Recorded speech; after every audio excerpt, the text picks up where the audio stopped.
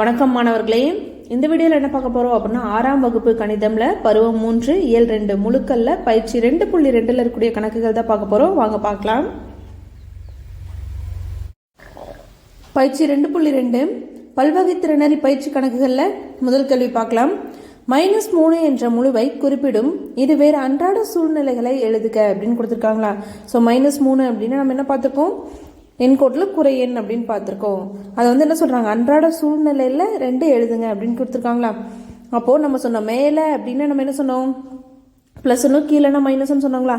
அப்போ 3 மீட்டர் ஆழம் அப்படின்னு என்னது, நம்ம தரைமட்டத்திலேருந்து கீழே இருக்கிறதா நம்ம என்ன சொல்லுவோம், -3 அப்படின்னு தரைமட்டத்திலேருந்து கீழே இருக்காது.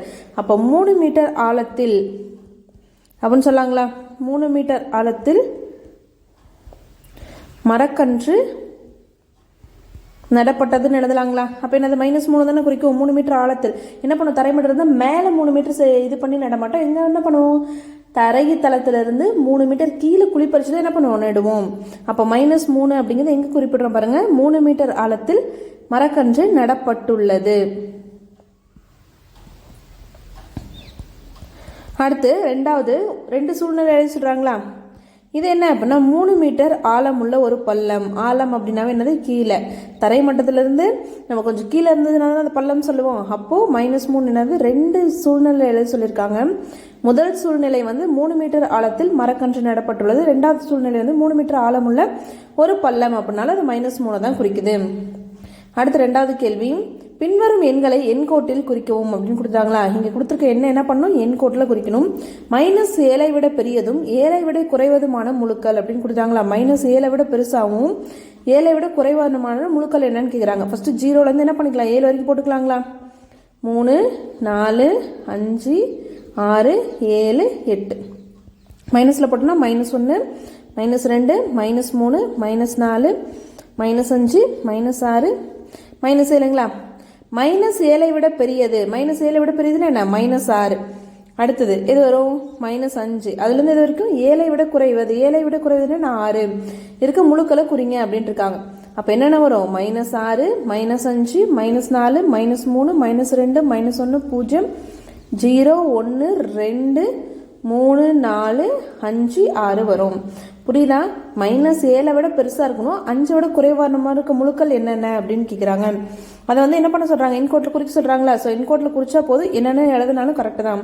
என்னென்ன முழுக்கள் இருக்குது, -6 -5 -4 -3 -2 -1 0 1 2 4 5 6 குறிக்கிறது அப்படிங்கிறத மேலே புள்ளி வச்சுருக்கோம் இல்லைங்களா, அதுதான். அடுத்து ரெண்டாவது கேள்வி, இதிலே 3 என்ற முழு எண் எதிரெண் என்னன்னு கேட்குறாங்களா.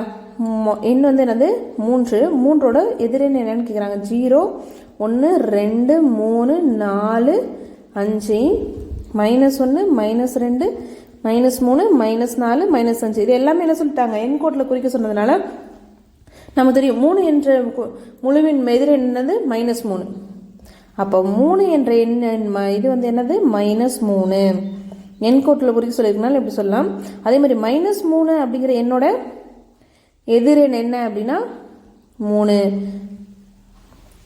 -3ஓட எதிரெண் என்ன 3. ஸோ 3ஓட எதிரெண் அப்படின்னா -3, -3ஓட எதிரெண் அப்படின்னா 3. நம்ம பார்த்தோம் இல்லைங்களா, ப்ளஸ்ல இருந்தால் மைனஸில் எழுதுறதா எதிரெண், மைனஸ்ல இருந்தால் ப்ளஸ்ல எழுதணும் அப்படின்னு சொன்னாங்களா. அடுத்து மூன்றாவது கேள்வி, -1 இடதுபுறம் 5 அலகுகள் தொலைவில் உள்ள ஒரு எண் அப்படின்னு கொடுத்துருக்காங்களா. ஸோ ஃபஸ்ட்டு எண் கூட வரைஞ்சிக்கலாம். 0 1 2 3 4 5 6 7 இந்தாண்ட பார்த்தோம் அப்படின்னா -1 -2 3 -4 -5 -6 -7 வரைக்கும் இருக்குங்களா. என்ன கேட்குறாங்க அப்படின்னா -1 இடதுபுறம், -1 இடதுபுறம்னா இது இந்த பக்கம். அப்போது அதில் 5 அலகுகள் தொலைவில் உள்ள ஒரு எண் என்னன்னு கேட்குறாங்க. 5 அலகு தொலைவில் உள்ள ஒரு எண் என்னன்னு கேட்குறாங்களா. 1 அலகு தொலைவில் -2 இருக்குது, 2 அலகு தொலைவில் -3, 3 அலகு தொலைவில் -4, 4 அலகு தொலைவில் -5, 5 அலகு தொலைவில் என்ன இருக்குது, -6. அப்போ -1 இடதுபுறம் 5 அலகுகள் தொலைவில் உள்ள ஒரு எண் என்ன அப்படின்னா -6. ஆனால் நம்மளோட கேள்வியில் புக் பேக் ஆன்சரில் -4ன்னு கொடுத்துருக்காங்க, தவறானது. -1 இடதுபுறத்தில் 5 அலகுகள் தொலைவில் என்ன தான் இருக்குது, -6 தான் இருக்குது. இதுதான் கரெக்டான விடை. அடுத்து மூன்றாவது கேள்வி, தரை மட்டத்திலிருந்து 10 அடி ஆழத்தையும் அதன் எதிரெண்ணையும் குறிக்குமாறு ஒரு எண்கோட்டினை வரைகன்னு கொடுத்துருக்காங்களா. தரைமட்டம் அப்படிங்கிறது 0. தரைமட்டம் அப்படிங்கிறது என்னது? 0 தான் தரைமட்டம். அப்போ இந்தாண்டி என்ன பண்ணணும்? 10 போடணும். இந்தாண்டி 10 போடணுங்களா? 3 4 5 6 7 8 9 10. இந்தாண்டையும் போட்டோம் அப்படின்னா -1 -2 -2 -3 -4 -5 -6 -7 -8 -9 -10. அப்போ தரைமட்டம் வந்து 10 அடி ஆழம். ஆழம் அப்படின்னா கீழே அப்படின்னு சொல்லியிருக்கோங்களா. ஆழம் அப்படின்னா தரைமட்டத்துலேருந்து கீழே இருக்கிறதா ஆழம்னு சொல்லுவோம். அது எதில் குறிக்கணும்னு சொல்லியிருக்கோம்? மைனஸ். அப்போ தரைமட்டத்துலேருந்து 10 அடி கீழே அப்படிங்கும்போது என்னது? 10 அடி. அப்போ தரைமட்டம்ங்கிறது 0. 0லேருந்து 10 அடிங்கும்போது எங்கே வரும்? -10க்கு வரும். எங்கே வரும்? -10க்கு வரும். அப்போது ஃபஸ்ட்டு குறிச்சாச்சு. எதுக்கு? தரைமட்டம் 10 அடி ஆழம் வந்து என்னது? -10. அதன் எதிரெண், அப்போ -10ஓட எதிரெண் என்ன? +10. -10ஓட எதிரெண் என்ன? +10. குறிக்குமாறு ஒரு எண்கோட்டினை வரைக்கிறீங்களா? அப்போ வரைஞ்சாச்சு. அப்போ -10 +10 தரைமட்டத்திலேருந்து நமக்கு என்ன ஆகுது? -10லேருந்து +10 வரைக்கும் போகுது. ஃபஸ்ட்டு 10 அடி ஆழம்னு கொடுத்துட்டாங்க. ஆழம் அப்படின்னா என்ன? அது தரைமட்டத்துலேருந்து கீழே தான் இருக்கும். அப்போ 0லேருந்து -10 போடுறோம். அதோட எதிரெண் என்னன்னு கேட்குறாங்க. -10ஓட எதிரெண் என்ன? +10. -10ஓட எதிரெண் +10ங்களா. அப்போது இது ரெண்டையும் குறிக்கிற மாதிரி -10 +10 குறிக்கிற மாதிரி ஒரு எண் கூட வரை சொல்கிறாங்க. இதுதான் அதோட விடை. அடுத்து 4வது கேள்வி. 6லிருந்து 8 அலகுகள் தொலைவில் இருக்கும் முழுக்களை அடையாளம் கண்டு எண்கோட்டில் குறிக்கவும் கொடுத்துருக்காங்களா. ஸோ 6லேருந்து -6லேருந்து என்ன கொடுத்துருக்காங்க? 8 அலகுகள் தொலைவில் இருக்கக்கூடிய ஒரு எண்கோட்டில் குறிக்கவும் அப்படின்னு கொடுத்தாங்க.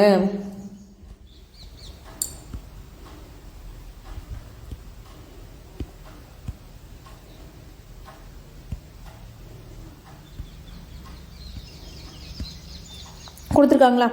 இப்போ பாருங்கள், நம்ம ஃபஸ்ட்டு என்ன பண்ணுறோம் அப்படின்னா எண்கோடு வரைஞ்சிக்கிறோம். 0 1 2 3 4 5 6 7 8 9.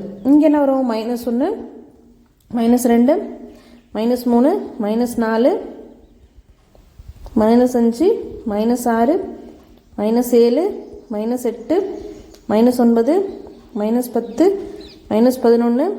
-11 இன்னும் நமக்கு வரணும். இதை 10வது இன்னும் வரும். -13 -14 -15 -16 -17 வரைக்கும் போட்டுக்கலாம். ஓகேங்களா.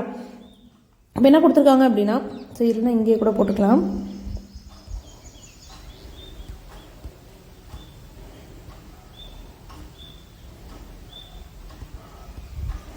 -11 -12 -13 -14. ஸோ அப்போ பாருங்கள் என்ன கொடுத்துருக்காங்க அப்படின்னா -6லிருந்து 8 அலகுகள் தொலைவில் இருக்கும் முழுக்களை அடையாளம் காண்கன்னு கொடுத்துட்டாங்க. -6 ஓகே, 8 அலகுகள் தொலைவில்னு கொடுத்துட்டாங்க. ஆனால் இடதுபுறமா வலதுபுறமான்னு கொடுக்கல. ஸோ எல்லா கொஸ்டினும் என்ன கேட்டிருப்பாங்க? இடதுபுறம் 8 அலகு தொலைவில், வலதுபுறம் 8 அலகு தொலைவில்னு கேட்டிருப்பாங்களா. இங்கே எதுவுமே கொடுக்கல அப்படின்னா இடதுபுறமும் கண்டுபிடிக்கணும், வலதுபுறமும் கண்டுபிடிக்கணும். தொலைவில் இருக்கும் முழுக்களை அடையாளம் கண்டு எண்கோட்டில் குறிக்கவும் கொடுத்துருக்காங்களா. ஸோ அது என்ன அப்படிங்கிறது குறிங்க அப்படின்னு கொடுத்துருக்காங்க. இப்போ பாருங்கள், ஃபஸ்ட்டு எல்லோவில் போடுறது வந்து இடதுபுறம் போடுறோம். -6லேருந்து 8 அலகுகள் இந்த -6. அப்போ 8 அலகுகள் அப்படின்னா 1 அலகுகள்னா தொலைவில் அப்படின்னா -7 வருது. 2னா -8, 3னா -9, 4னா -10, 5 அப்படின்னா -11 வருது, 6 அப்படின்னா -12, 7 அப்படின்னா -13, 8 அப்படின்னா என்ன வருது? -14 வருது. அப்போது -6லேருந்து -14, -6லேருந்து என்னது? -14. இது ஒரு விடை. -6லேருந்து -14. இப்படியும் நம்ம ஏரோ மார்க் போட்டுக்கலாம், இல்லைன்னா இப்படியும் போட்டுக்கலாம். இப்படி இதை ரெண்டையும் ஜாயின் பண்ணிவிட்டு இங்கே இப்படியே போட்டுக்கலாம். அப்போது -6லேருந்து 8 அலகுகள் இடதுபுற பக்கமாக வந்துச்சு அப்படின்னா நமக்கு -14ன்னு வருது. அதே வலதுபுறம் கண்டுபிடிக்கலாங்களா. ஸோ வலதுபுறம் அப்படிங்கும்போது என்ன ஆகும்? நமக்கு ஒரு அலகு தொலைவில் 2 3 4 5 6 7 8. அப்போ எங்கே வருது? 0லேருந்து 2க்கு வருது. அப்போது இடதுபுறம் 8 அலகு தொலைவில்னா -14, வலதுபுறம் 8 அலகு தொலைவில் அப்படின்னா 2.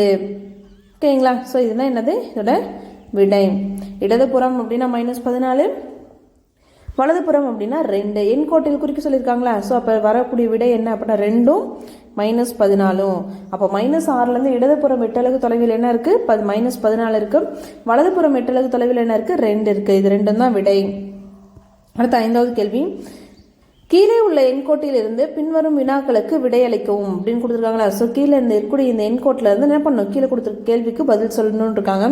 எஃப் அப்படிங்கிறது 0ன்னு குறிக்குதுன்றாங்க. எஃப்ங்கிறது என்ன குறிக்குதா? 0.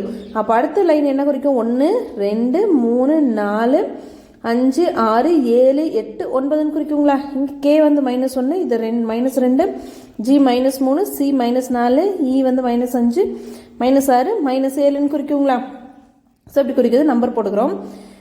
எது பெரிய முழு? இந்த இதுலேருந்து என்ன கேட்குறாங்க? ஃபர்ஸ்ட் கேள்வி, எது பெரிய முழு? ஜி அல்லது கே?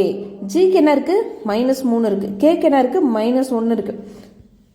அப்போ எது பெரிய முழு? கே தான் பெரிய முழு. ஏன்னா கேக்கு என்ன இருக்குது? -1 இருக்குது. ஏன் அப்படின்னா நம்ம ஆல்ரெடி பார்த்துருக்கோம், ஜிக்கு -3 இருக்குது, கேக்கு -1 இருக்குது. அப்போ பெருசு எதுனா -1 தான் பெருசு. குறை எண்ணில் எது சின்னதோ அதுதான் பெருசுன்னு பார்த்தோங்களா. அப்போ 3 சின்னதா 1 சின்னதா அப்படின்னா நமக்கு எது தான் சின்னது? 3 தான் சின்னது. குறை எண்ணில் -3 சின்னது, -1 தான் பெருசு. அடுத்து சியை குறிக்கும் முழு எது அப்படின்னு கேட்டுக்காங்களா. 2வது கேள்வி, சி அப்படிங்கிற இதை வந்து குறிக்கக்கூடிய முழு எது? என்ன முழு குறிக்குது? சி அப்படிங்கிற கோடு -4 குறிக்குது. அப்போ 2வது கேள்விக்கு -4 தான் விடை. அடுத்து 3வது கேள்வி, ஜி மற்றும் ஹச்சுக்கு இடையே எத்தனை முழுக்கள் உள்ளன அப்படின்னு கேட்குறாங்களா. ஜிங்கிறது எங்கே இருக்குது? இங்கே இருக்குது. ஹெச்சுங்கிறது எங்கே இருக்குது? இங்கே இருக்குது. இங்கே வந்து எத்தனை முழுக்கள் இருக்குது அப்படின்னு கேட்குறாங்க. இடையே அப்படின்ட்டாங்கன்னா அதுக்கு நடுமித்தில் மட்டும்தான். அப்போ என்ன பண்ணக்கூடாது? ஜி எடுத்துக்கூடாது, ஹச் எடுத்துக்கூடாது. அதுக்கு நடுமித்தில் இருக்கிறது மட்டும்தான் நம்ம எடுத்துக்கணும். அப்போ பாருங்கள், -2 -1 0 1 2 3 இருக்குங்களா. அப்போ மொத்தம் இருக்குது 1 2 3 4 5 6. அப்போ மொத்தம் இடையே எத்தனை முழுக்கள் இருக்குது? நமக்கு 6 முழுக்கள் இருக்குது. அடுத்ததுல 4வது கேள்வி, எதிரெண் முழுக்களை உடைய ஜோடி எழுத்துக்களை காண்க. ஸோ எதிரெண் இப்போ பார்த்தீங்க அப்படின்னா 1 இருக்குங்களா. 1க்கு இங்கே என்ன இல்லை? எழுத்தே இல்லை. ஆனால் இங்கே 1க்கு என்ன இருக்குது? கே அப்படின்னு இருக்கு இல்லைங்களா. அந்த மாதிரி கேட்குறாங்க. எந்த எண்ணுங்களாம் நமக்கு இங்கேயும் ஏபிசிடியில் குறிச்சிருக்காங்க, என்னாவும் இருக்குது அப்படின்னு கேட்குறாங்க. இங்கே பாருங்கள், பிக்கு வந்து இங்கே 2 இருக்குது. ஆனால் இங்கே -2க்கு எந்த எழுத்துமே இல்லை. அப்போ அது ஜோடி கிடையாது. 3க்கு பார்த்தோன்னா இங்கே எதுவுமே இல்லை. அதேமாதிரி இங்கே 3க்கு பார்த்தா -3க்கு பார்த்தா ஜீன் இருக்குங்களா. அப்போ அதுவும் இல்லை. ஆனால் ஹெச்சுக்கு பார்த்தோம் அப்படின்னா என்ன இருக்குது? 4 இருக்குது. அதே மாதிரி இங்கே என்ன இருக்குது? -4க்கு நமக்கு சி அப்படின்னு கிடச்சிருக்கு. ஓகேங்களா. 1ல் இருந்தால் 1 இல்லாமல் இருந்தது. ஆனால் இங்கே என்ன இருக்குது? 4க்கு ஹெச்ன்னு இருக்குது, -4க்கு சின்னு இருக்குங்களா. அதே மாதிரி இங்கே 5க்கு என்ன இருக்குது? ஜே அப்படின்னு குறிச்சிருக்காங்க. 5க்கு என்ன இருக்குது? ஈன்னு குறிச்சிருக்காங்களா. இங்கே 6க்கு டின்னு குறிச்சிருக்காங்க. இங்கே -6க்கு எதுவுமே இல்லை. அப்போ அது வராது. அதே மாதிரி 7க்கு இங்கே என்ன இருக்குது? எதுவுமே இல்லை. இங்கே -7க்கு ஏன்னு குறிச்சிருக்காங்க. அப்போ வராது. அப்போ மொத்தமாக எத்தனை இதுக்கு வந்து ஏபிசிடியில் குறிச்சிருக்காங்க? 2க்கும். இப்போ 4க்கும் ஹச்சுன்னு இருக்கு, -4க்கும் சீன் இருக்கு, 5க்கும் ஜேன் இருக்கு, -5க்கும் ஈன் இருக்குங்களா. ஆனால் என்ன இருக்கு? 1க்கு பார்த்தீங்க அப்படின்னா 1க்கு எதுவுமே குறிக்கல, -1க்கு கேன் இருக்கு. அப்போ ரெண்டுமே குறிச்சிருக்கக்கூடிய நம்பரும் இருக்கணும். நமக்கு ஏபிசிடி இருக்கிற மாதிரி எத்தனை ஜோடி இருக்குன்னு கேட்குறாங்க. அப்போ 2 ஜோடி இருக்கு. 4க்கும் இருக்கு, -4க்கும் இருக்கு, அது ஒரு ஜோடி. 5 -5ங்கிறது 2வது ஜோடி. அப்போ மொத்தம் எத்தனை ஜோடி இருக்கு? நமக்கு 2 ஜோடிகள் இருக்கு. அப்போ அந்த கேள்விக்கு பதில் என்ன எழுத போறோம் அப்படின்னா 2 ஜோடிகள்.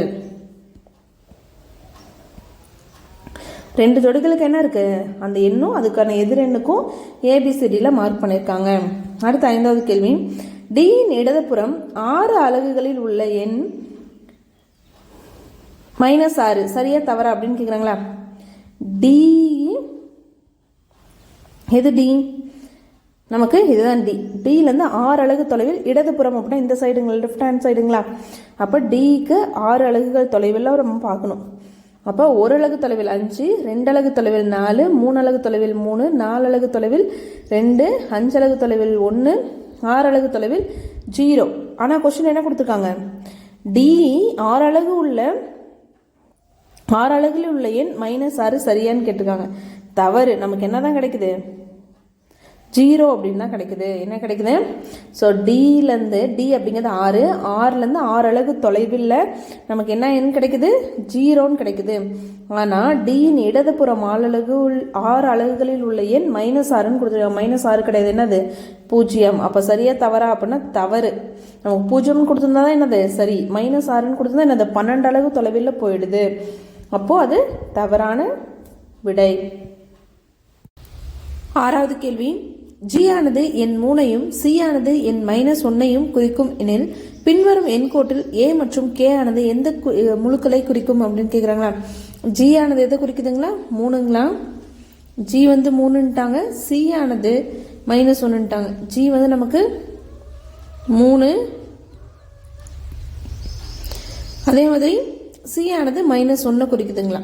அப்படி குறிச்சது அப்படின்னா ஏவும் கேவும் எதை குறிக்கும் அப்படின்னு கேட்குறாங்களா. 3க்கு முன்னாடி என்ன இருக்கும், 2 இருக்கும், 2க்கு முன்னாடி 1 இருக்கும், இங்கே 0. ஸோ அப்போ என்ன இருக்கும், இங்கே -2 -3 வந்துடும். இங்கே என்ன வரும், 4 5 6 7ன்னு வருங்களா. இப்போ கேள்வியில் என்ன கேட்குறாங்க அப்படின்னா ஏ மற்றும் கே ஆனது எந்த முழுக்களை குறிக்கும் கேட்குறாங்களா. ஸோ ஏ எந்த முழு குறிக்குது, -3. அதே மாதிரி கே எந்த முழு குறிக்குது அப்படின்னா 7. அப்போ ஏ மற்றும் கே வந்து குறிக்கும் முழுக்கள் என்னது, -3 7. அடுத்து 7வது கேள்வி, எண்கோட்டில் 0வின் இடதுபுறம் 4 அலகுகளும் -3வின் வலதுபுறம் 2 அலகுகளும் உள்ள முழுக்களை காண்க அப்படின்னு கேட்காங்களா. 0வின் இடதுபுறத்தில் 4 அலகுகள் தொலைவு இல்லைங்களா. அப்போ 0வது இடதுபுறம் 1 அலகு, 2 அலகு, 3 அலகு, 4 அலகு. அப்போ என்ன இருக்கு, -4 இருக்கு. இன்னொரு கேள்வி என்ன கேட்டிருக்காங்க அப்படின்னா -3ன் வலதுபுறம், -3ஓட வலதுபுறம்னா இந்த பக்கம். அப்போ -3 எத்தனை, 2 அலகுகள். அப்போ 1 2 என்ன இருக்குது அப்படின்னா -1 இருக்குது. அப்போ 0வின் இடதுபுறம் 4 அலகுகள் அப்படிங்கும்போது நமக்கு -4ன்னு விடை கிடைக்குது. -3ன் வலதுபுறத்தில் 2 அலகுகள் அப்படிங்கும்போது -1ன்னு கிடைக்குது. அப்போ இந்த கேள்விக்கான விடை -4 -1 தான் விடை. அடுத்தது மேற்சிந்தனை கணக்குகள். அதில் முதல் கேள்வி, முழுக்கள் தொகுப்பில் மிக சிறிய எண் மற்றும் மிகப்பெரிய எண் உள்ளதா, காரணம் கூறுக அப்படின்னு கொடுத்துருக்காங்களா.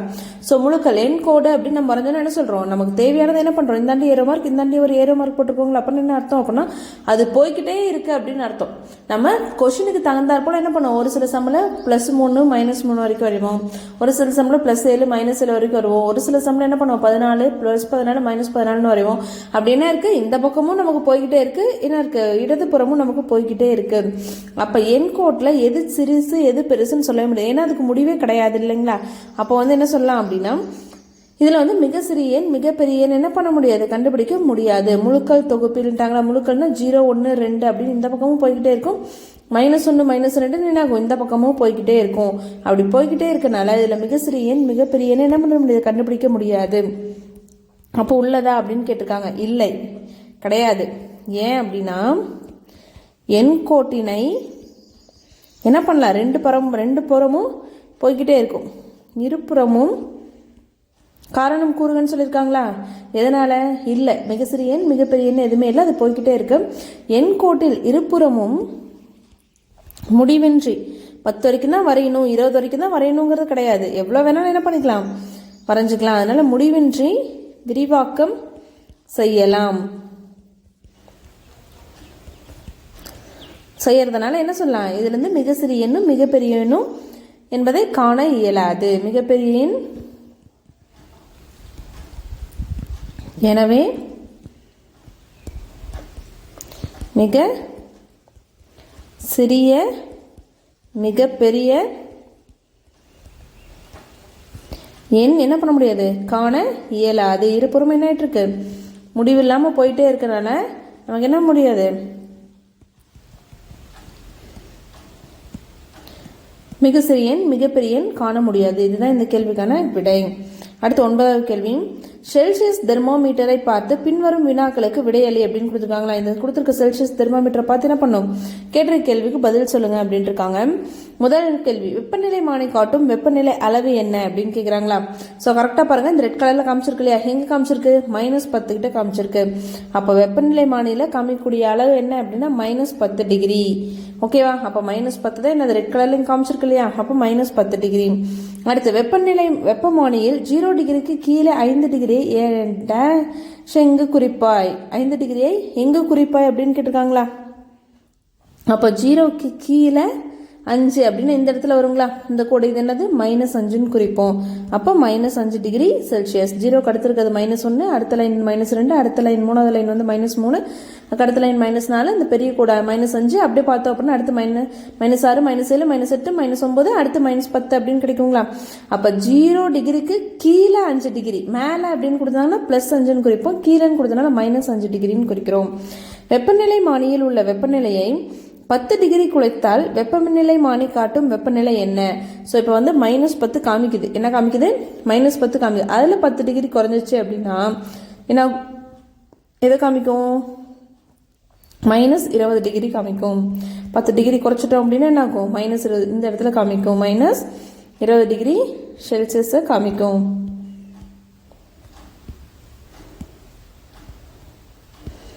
அடுத்த 4வது கேள்வி. வெப்பமானியில் 15 டிகிரிக்கு எதிரெண்ணை குறிக்கும் அப்படின்னு கொடுத்துருக்காங்களா? வெப்பமானியில் 15 டிகிரிக்கான எதிரெண்ணை என்னன்னு கேட்குறாங்க. நமக்கு தெரியும் 15 டிகிரி அப்படின்னா அதோட எதிரெண்ணை என்னவா இருக்கும்? -15 டிகிரி செல்சியஸாக இருக்கும். எதிரெண் அப்படின்னா ப்ளஸ்ல இருந்தால் மைனஸில் எழுதும், மைனஸில் இருந்தால் ப்ளஸ் எழுதும். அப்போ கொஸ்டினில் 15 டிகிரின்னு ப்ளஸில் கொடுத்தோம்னா நமக்கு என்ன வரும்? -15 டிகிரி அப்படின்னு வரும். அடுத்து 10வது கேள்வி. PQR மற்றும் எஸ் ஆகியவை ஒரு எண்கோட்டில் உள்ள 4 வெவ்வேறு முழுக்களை குறிக்கும் அப்படின்னு கொடுத்துட்டாங்களா? PQRS அப்படிங்கிறது ஒரு எண்கோட்டில் 4 வெவ்வேறு முழுக்களை குறிக்குது அப்படின்ட்டாங்க. ஓகேங்களா? என்ன வேணாலும் இருக்கலாம். பின்வரும் குறிகளை பயன்படுத்தி இந்த முழுக்களை கண்டு அவற்றை ஏறு வரிசையில் எழுதுக அப்படின்னு கொடுத்துருக்காங்களா? இந்த PQRSக்கு என்ன மதிப்புன்னெலாம் கொடுக்கல. 1 2 -1 -2 கொடுக்கல. கீழே வந்து என்ன கொடுத்துருக்காங்க? 4 கேள்வி கொடுத்துருக்காங்க. இதை வச்சு இதை என்ன பண்ணுமா? ஏறு வரிசையில் எழுத சொல்கிறாங்க. ஃபர்ஸ்ட் குறிப்பு என்ன அப்படின்னா எஸ் ஆனது கொடுக்கப்பட்ட முழுக்களில் மிக சிறியது அப்படின்னு கொடுத்துட்டாங்களா? ஏறு வரிசை அப்படின்னா சின்னதுலேருந்து பெருசு எழுதும். என்ன பண்ணுவோம்? ஏறு வரிசை அப்படின்னா சின்னதுலேருந்து பெருசு. இப்போ முதல் ஆப்ஷனில் என்ன கொடுத்துருக்காங்க அப்படின்னா எஸ் ஆனது கொடுக்கப்பட்ட முழுக்களில் மிக சிறியது அப்படின்ட்டாங்க. அப்போ இருக்கிறதுல என்னது? இங்கே இருக்க 4 முழுக்கள்லையும் ரொம்ப சின்னதுன்னா எஸ். அப்போ அதுதான் முதல்ல வருங்களா? அடுத்த கேள்வியானது ஆறானது மிக சிறிய மிகை முழு ஆகும். அப்படிங்கிறதுனா முழுல மிகை முழு அப்படின்ட்டாங்க. இதில் எத்தனை குறை முழு எத்தனை மிகை முழுன்னு தெரியாது. அதனால கொஞ்சம் கேப் விட்டு என்ன பண்ணுறோம்? 6 வரைஞ்சிக்கிறோம். போட்டுக்கிறோங்களா? ஸோ ஃபஸ்ட்டு எஸ்ங்கிறது மிக சிறியதுன்ட்டாங்க. ஃபஸ்ட்டு போட்டுக்கிறோம். ஆறானது மிக சிறிய மிகை முழு அப்படின்ட்டாங்க. மிகை முழு அப்படின்னா ப்ளஸில் வரக்கூடியது 1 2 3 அப்படின்னா ப்ளஸில் வரக்கூடியது மிக சிறியதுன்ட்டாங்க. அப்போ என்ன பண்ணுறோம்? கொஞ்சம் கேப் விட்டு 6 போட்டுக்கிறோம். முழுக்கள் பி மற்றும் எஸ் ஆனது 0விலிருந்து சம தொலைவில் உள்ளன. பியும் எஸ் என்ன சொல்கிறாங்க? 0விலிருந்து சம தொலைவில் உள்ளது அப்படின்ட்டாங்க. நம்ம ஃபஸ்ட்டு என்ன பண்ணுறோம் அப்படின்னா இங்கே 0 போட்டுக்கிறோம். என்ன போட்டுக்கிறோம்? 0. ஸோ எப்படி போடுறோம் பாருங்கள். 6 அப்படிங்கிறது மிகை முழுல இது. மிகை முழுல மிக சிறியது அப்படின்னா என்னது? 1 இருக்கலாம், 2 இருக்கலாம், 3 இருக்கலாம். அப்போ நடுவில் என்ன வரும்? நமக்கு 0 வருங்களா? இங்கே என்ன வரும்? 0 வரும். இப்போது முழுக்கள் பி மற்றும் எஸ் ஆனது 0விலிருந்து என்ன சொல்கிறாங்க? 0விலிருந்து சம தூரத்தில் உள்ளன அப்படின்னு கொடுத்துட்டாங்களா? அப்போது இங்கே பி வருமா? இங்கே என்ன வரும்? பி வரும். அப்போது இங்கே தான் நமக்கு என்ன வருது? Q வருது. எப்படின்னு சொல்கிறேன்னு புரியுதுங்களா? ஆறானது மிக சிறிய மிக முழுன்னு இங்கே போட்டோம். முழுக்கள் பி மற்றும் எஸ் ஆனது 0விலிருந்து சமதூரத்தில் உள்ளது அப்படின்னா அப்போ 0விலிருந்து சமதூரத்தில் உள்ளது அப்படின்னா 0விலிருந்து 2 தொலைவில் இந்தாண்டா இருந்துச்சு அப்படின்னா எஸ் என்ன ஆகும்? 2 தொலைவில் இந்தாண்டு இருக்கு. அப்போ இது 2க்கும் நடுவில் என்ன இருக்கணும்? Q இருக்கணுங்களா? 4வது ஆப்ஷன் Q ஆனது முழு ஆறின் இடதுபுறம் 2 அலகுகள், ஒரு அலகுன்னா 0, 2 அலகுகள் தொலைவில் உள்ளது இடதுபுறத்தில் அப்படின்ட்டாங்க. அப்போ கரெக்டு. அப்போ எப்படி வருது? SQ0 RPன்னு வருதுங்களா? ஸோ ஏறு வரிசையில் எழுத சொன்னதுன்னா நம்ம என்ன பண்ணுவோம்? இருக்கிறதுல சின்னது இது இந்த. அப்போது இதோட விடை என்ன அப்படின்னா ஸோ இதுதான் இதோட விடை. S<Q <0 P R P தான் விடை.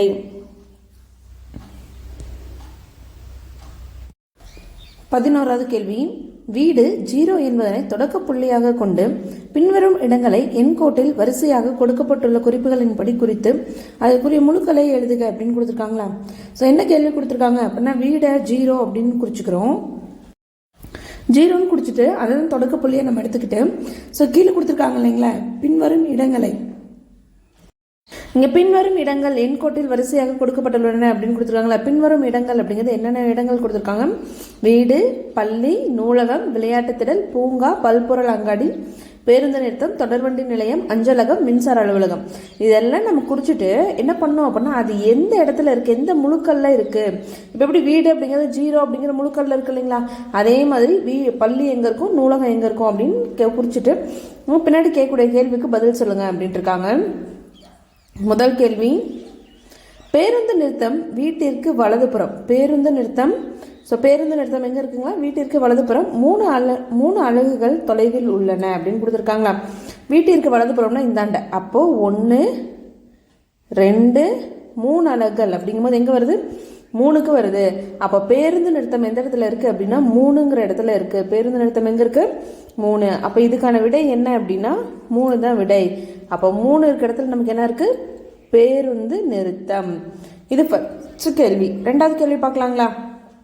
என்ன கொடுத்துருக்காங்க அப்படின்னா நூலகம் வீட்டிற்கு இடதுபுறம் 2 அலகுகள் தொலைவில் உள்ளது அப்படின்னு கொடுத்துருக்காங்களா. ஸோ நூலகம் எங்கே இருக்குங்களா வீட்டுக்கு 2 அலகுகள் இடதுபுறம். என்னது இடதுபுறம் தொலைவில் உள்ளதா? அப்போ வீட்டுக்கு இடதுபுறம்னா இது 1 அலகு 2 அலகு. அப்போ எங்கே இருக்குது அப்படின்னா -2 அப்படிங்கிற இடத்துல என்ன இருக்குது நமக்கு நூலகம் இருக்குது. அப்போ நூலகம் எங்கே இருக்குது -2.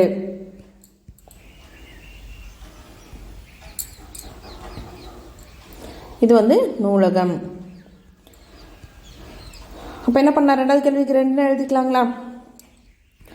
அடுத்து மூணாவது பல்பொருள் அங்காடி வீட்டிலிருந்து இடதுபுறமாக 6 அலகுகள் தொலைவில் உள்ளது. ஸோ பல்பொருள் அங்காடி எங்கே இருக்குங்களா வீட்டிலிருந்து 6 அலகுகள் இடதுபுறமாக 6 அலகுகள் தொலைவில் உள்ளதுன்னு கொடுத்துட்டாங்களா. ஸோ அப்போ இடதுபுறம். அப்போ இடதுபுறங்கும் போது எங்கே வரும் 1 அலகுகள் 2 அலகு தொலைவு 3 அலகு 4 5 6 அலகு தொலைவில் உள்ளது அப்படின்ட்டு இருக்காங்க. பல்பொருள் அங்காடி எங்கே வருது -6ங்கிற இடத்துல வருது. அப்போ நம்ம என்ன வரும் -6 வந்து பல்பொருள் அங்காடிங்களா. அப்போ மூணாவது கேள்விக்கு விடை -6. நாலாவது கேள்வி அஞ்சலகம் நூலகத்தின் வலதுபுறம் 1 அலகு தொலைவில் உள்ளது அப்படின்னு கொடுத்துருக்காங்களா. ஸோ அஞ்சலகம் வந்து எங்கே இருக்குங்களா நூலகத்திற்கு. ஸோ அஞ்சலகம் எங்கே இருக்குது அப்படின்னா நூலகத்துக்கு ஓரளவில் வலதுபுறம் தொலைவில் உள்ளது. நூலகம் வந்து -2 இருக்குது. அதுலேருந்து வலதுபுறம் 1 அலகு தொலைவில் அப்படின்னா என்ன வரும் -1 வரும். அப்போ அஞ்சலகம் எங்கே இருக்குது அப்படின்னா -1ங்கிற இடத்துல இருக்குது. அஞ்சலகம் எங்கே இருக்குது -1.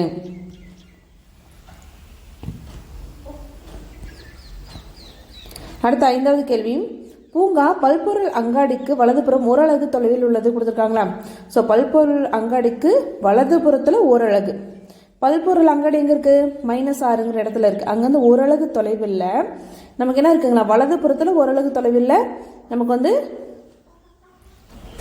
பூங்கா இருக்குன்னு இருக்காங்களா. அப்போ எங்கே வருது -5ன்னு வருது. அப்போ -5 இருக்கிறதுல நமக்கு என்ன இருக்குது பூங்கா இருக்குது. அப்போ இந்த கேள்விக்கான விடை -5.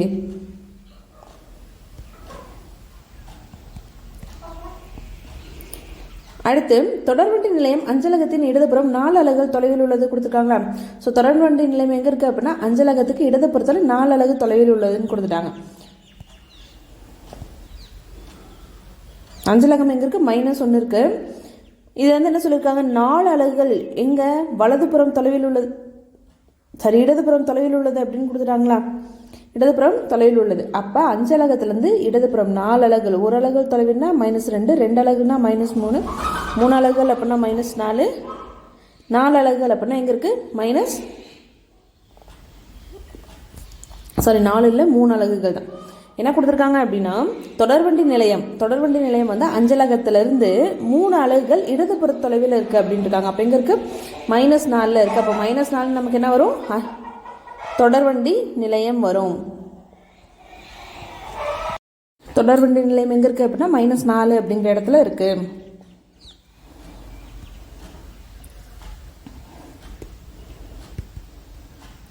அடுத்த கேள்வி பள்ளியானது பேருந்து நிறுத்தத்திற்கு அடுத்து வலதுபுறத்தில் உள்ளது அப்படின்னு கொடுத்துருக்காங்களா. ஸோ அடுத்து அப்படின்னா அடுத்ததாகவே பேருந்து நிலையத்திற்கு பள்ளியானது என்னது அடுத்து வலதுபுறத்தில் உள்ளதுன்னு கொடுத்துட்டாங்களா.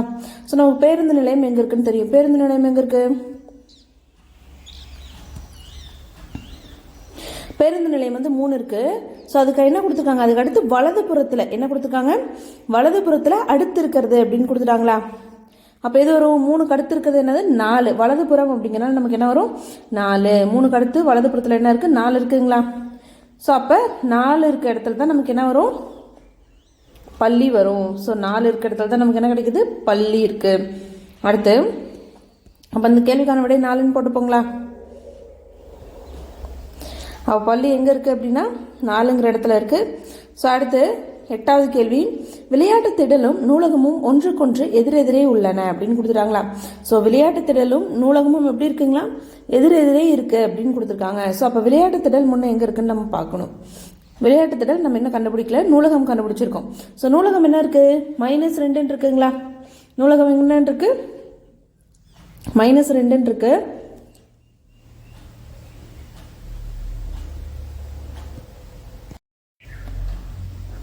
ஸோ 9வது கேள்வி, விளையாட்டு திடலும் நூலகமும் ஒன்றுக்கொன்று எதிரெதிரே உள்ளன அப்படின்னு கொடுத்துருக்காங்களா. ஸோ நூலகம் எங்கே இருக்குது, -2 இருக்கு.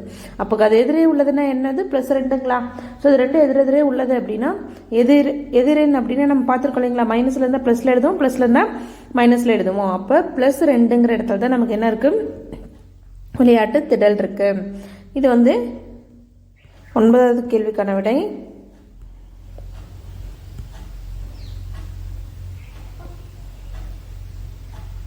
+2ங்களா.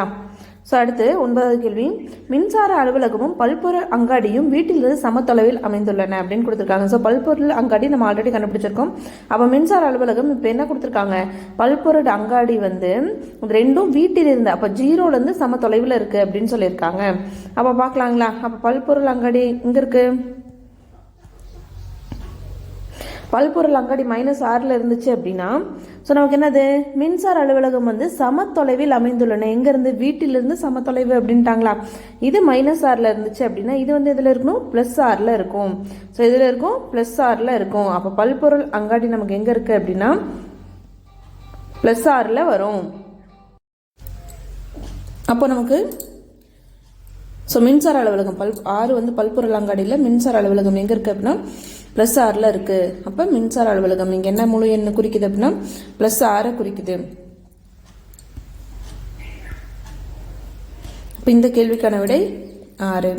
அடுத்து 12வது கேள்வி, பின்வரும் குறிப்புகளை கொண்டு அட்டவணையை நிறைவு செய்க அப்படின்னு கொடுத்துருக்காங்களா. ஸோ என்னென்ன குறிப்புகள் கொடுத்துருக்காங்களோ அதை கொண்டு அட்டவணையை நிறைவு செய்யுங்க அப்படின்ட்டாங்க. ஸோ ஃபஸ்ட்டு முதல் குறையற்ற முழு எண் அப்படின்னு கொடுத்துருக்காங்களா. குறையற்ற முழு எண் எதுன்னு கேட்குறாங்க. ஸோ அப்போது குறை எண் அப்படின்னா -1 -2 -3ங்களா. அப்போ குறை எண் இல்லாத வரக்கூடிய முதல் முழு எண் என்னன்னு கேட்குறாங்களா. அது என்ன அப்படின்னா 0. அது என்னது அப்படின்னா 0. அப்போ C1 இருக்க இடத்துல என்ன வரும், 0 வரும். இரண்டாம் குறை எண்ணின் எதிரெண் கொடுத்துருக்காங்க. இரண்டாம் குறை எண் அப்படின்னா என்னது, குறை எண்ணில் ஃபர்ஸ்ட் -1, ரெண்டாவது குறை எண் என்னது -2ன்னு வருங்களா. அப்போ இரண்டாவது குறை எண் -2, அந்த எண்ணோட எதிரெண் அப்படின்னா நமக்கு என்னது +2. அப்போ C3 அப்படிங்கிறது என்னது +2. அடுத்து C5 அப்படிங்கிறது முழு எண்களின் கூட்டல் சமணின்னு கொடுத்துருக்காங்களா. முழு எண்களின் கூட்டல் சமணி என்ன அப்படின்னா 0. ஸோ கூட்டல் சமணி 0, பெருக்கல் சமணி அப்படின்னா 1ன்னு சொல்லுவோம். கூட்டல் சமணினா 0, பெருக்கல் சமணி 1. அடுத்து C6 அப்படிங்கிறது என்ன கொடுத்துருக்காங்க அப்படின்னா C2ல் உள்ள முழுவின் தொடரி அப்படின்னு கொடுத்துருக்காங்களா. C2ல் என்ன இருக்கு, -5. -5ஓட தொடரி என்னது நமக்கு 4. தொடரி அப்படின்னா முன்னாடி இருக்குது. அப்போ -5க்கு முன்னாடி என்ன இருக்கும், மைனஸ் தொடரி அப்படிங்கிறது இப்போ தான் எழுதா என்கோட் அப்படின்னா -5, -4, -3, -2, -1ன்னு வருங்களா. அப்போ தொடரி அப்படிங்கும்போது இது -5 தொடர்ந்து என்ன வருது, -4ன்னு வருது. முன்னினா முன்னாடி, தொடரி அப்படின்னா பின்னாடி. அப்போ -5 தொடர்ந்து என்ன வருது, -4 வருது. அடுத்து C8 அப்படிங்கிறது என்ன கொடுத்துருக்காங்க அப்படின்னா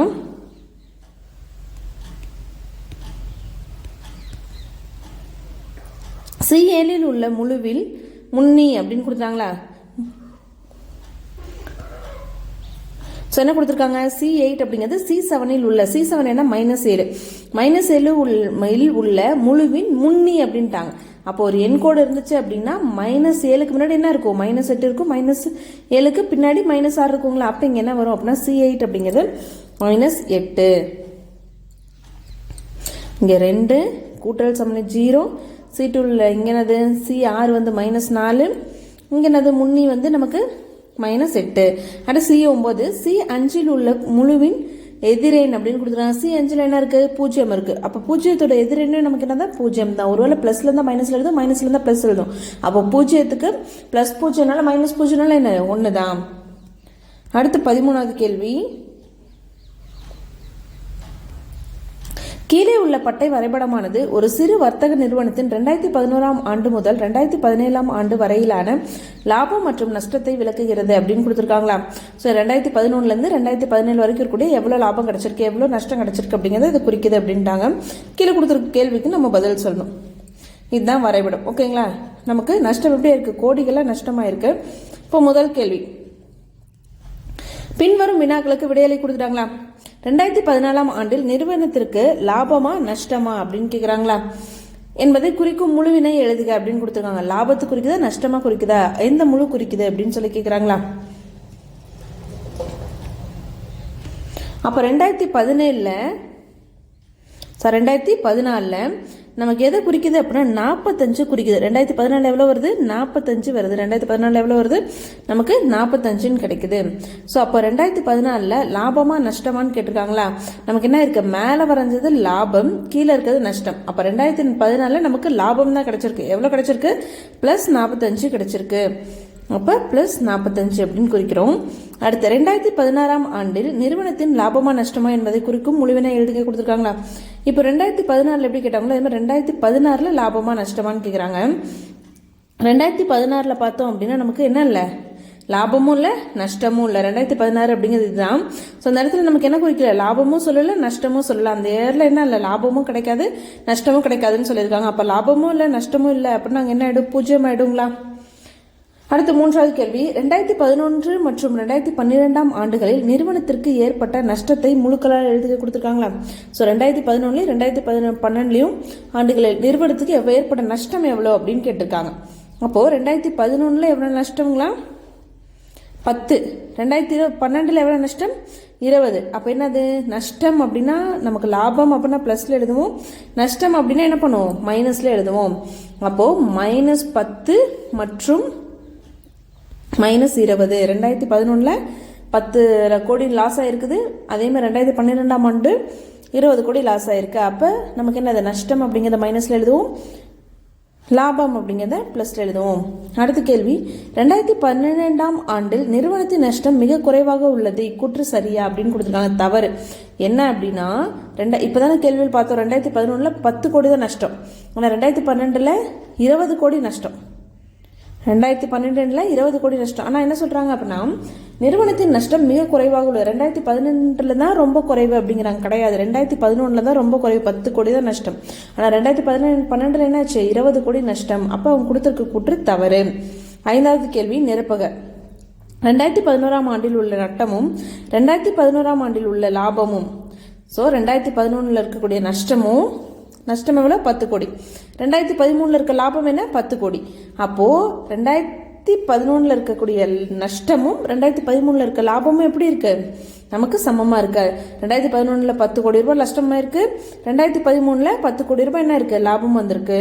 அப்போ இதுக்கு என்ன ஆன்சர் அப்படின்னா சமம். அது ரெண்டு எப்படி இருக்கு? சமமாக இருக்கு. இந்த வீடியோவில் உங்களுக்கு ஏதாவது டவுட் இருந்துச்சு அப்படின்னா கமெண்ட்ல கேளுங்க. தேங்க்ஸ் ஃபார் வாட்சிங்.